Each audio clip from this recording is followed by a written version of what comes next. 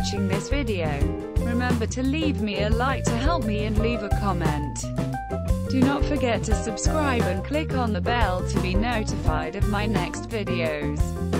Thank you again and see you soon for the next video. Merci d'avoir regardé cette vidéo. Pensez à me laisser un like, un pouce bleu en l'air pour m'encourager et bien sûr à mettre un commentaire sous cette vidéo. Pensez également à vous abonner et à cliquer sur la cloche pour être prévenu de l'apparition de la prochaine vidéo. Encore merci et à bientôt pour la prochaine vidéo.